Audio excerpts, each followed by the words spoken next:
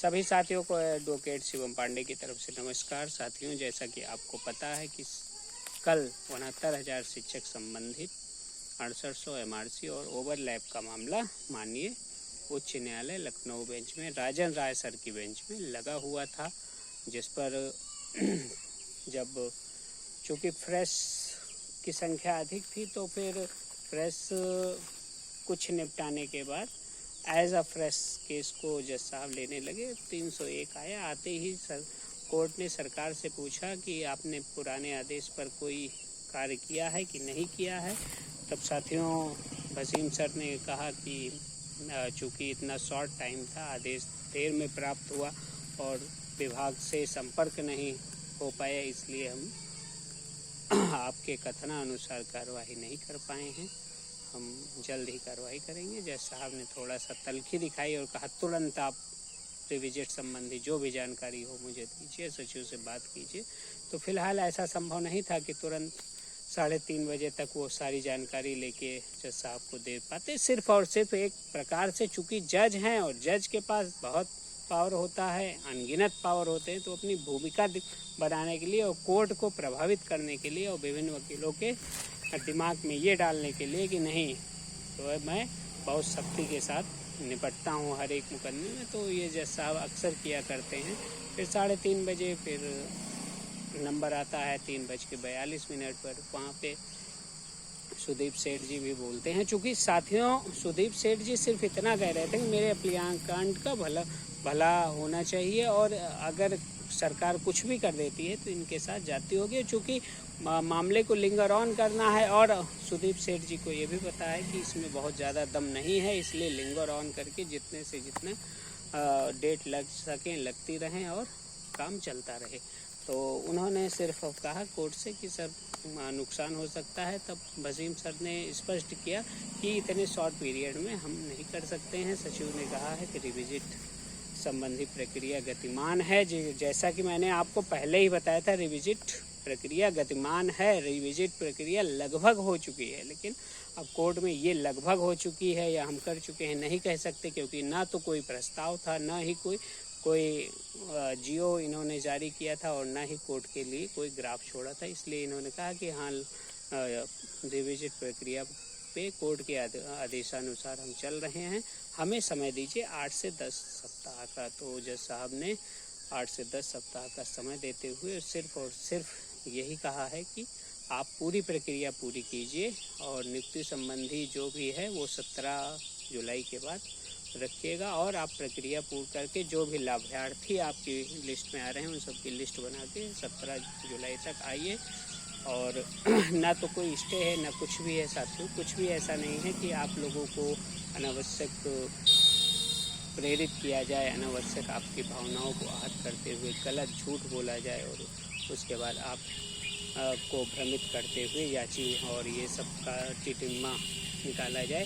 क्योंकि मैं देख रहा हूँ जब से सुनवाई हुई तब से भ्रांतियाँ फैलाने वाले लोग भ्रांतियाँ ज़बरदस्त तरीके से फैला रहे हैं। मेरा उद्देश्य यह नहीं है कि भ्रांतियाँ ज़बरदस्त तरीके से फैले और शिक्षक भर्ती में जो गलत है वो भी लोग एक्सेप्ट करें और उसी को माने। क्योंकि मैं आप लोगों ने देखा है, मैंने जब से यूट्यूब चलाना शुरू किया है तब से कई ऐसे तथ्य जो लोग गलत तरीके से प्रस्तुत करते थे उन सभी का पटाक्षेप किया है और आप लोग लगभग मैक्सिमम लोग मेरी बातों से प्रभावित भी हुए हैं और गलत का साथ देना बंद कर दिए हैं।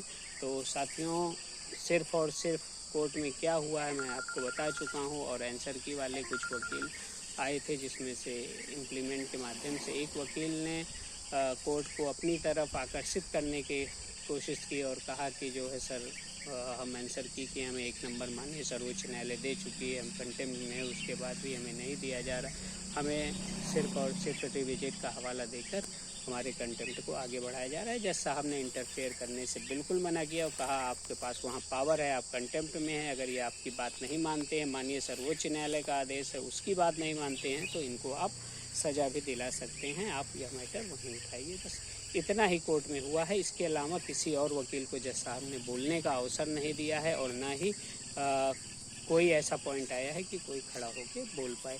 तो साथियों पहली बात कि कोर्ट में क्या होता है उसको भी लोग झूठ बोलते हैं। दूसरी बात, सिर्फ मैं करते हैं और कहते हैं ये वकील अच्छा, वो वकील अच्छा।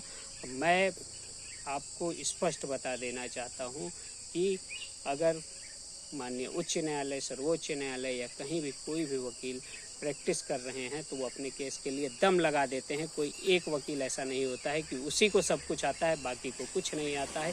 इतनी शर्म की बात है, इतनी गंदी मानसिकता के साथ लोग आगे बढ़ रहे हैं, जिसे ख़त्म करना बहुत ज़रूरी है।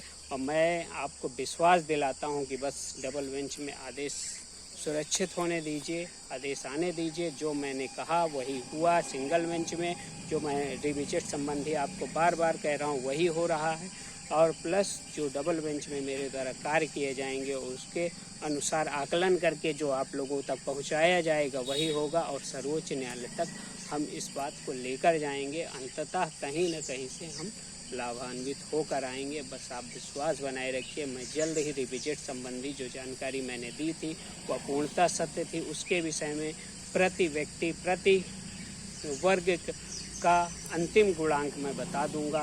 2, 4, 5 दिन का आप वेट करिए, मैं सब कुछ रिविजिट संबंधी बता दूंगा। रिविजिट हो चुका है, रिविजिट का प्रस्ताव सरकार नहीं बना पाई है, इसलिए रिविजिट संबंधी कोई भी जानकारी वह बाहर प्रेषित नहीं कर रही है। कई ऐसे तथ्य हैं जो अभी न बोलकर जल्द ही लाइव आऊँगा। लाइव आके आप लोगों को हर एक बिंदु से अवगत कराऊँगा, पहलुओं की जानकारी दूँगा और किस प्रकार से कार्य हो सकता है और किस प्रकार से हमें सफलता मिल सकती है। इन सभी चीज़ों पर चर्चा जल्द की जाएगी।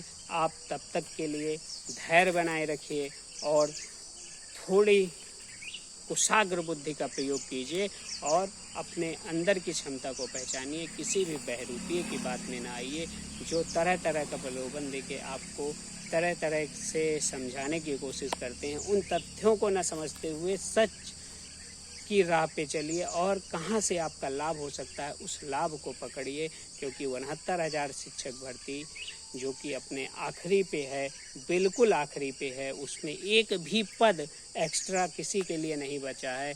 वहाँ से पद ढूंढ के लाना, उसके बाद नौकरी पर अपने आप को स्थापित करना बहुत बड़ी बात है।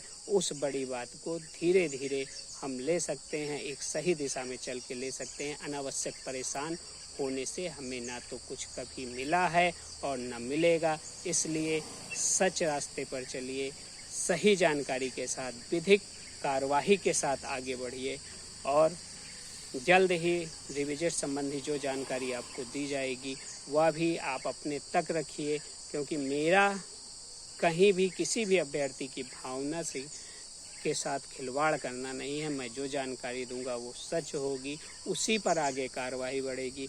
तब तक के लिए आप थोड़ा सा धैर्य बनाए रखिए और मेरे चैनल को जल्द से जल्द सब्सक्राइब कर लीजिए, शेयर कर दीजिए, जिससे सभी तक मेरी बातें पहुंच सकें। जो कहा है वही हुआ है, जो कहूँगा वही होगा और जो कर रहा हूँ उससे अधिकतम साथियों का चयन जरूर होगा। आप सभी को अयोध्या धाम के एडवोकेट शिवम पांडे की तरफ से जय श्री राम, जय हनुमान, जय महाकाल। आप सभी का दिन शुभ हो। जल्द से जल्द हम सभी बेसिक शिक्षा परिषद में सहायक अध्यापक के रूप में चयनित हों। इन्हीं शुभकामनाओं के साथ पुनः नमस्कार।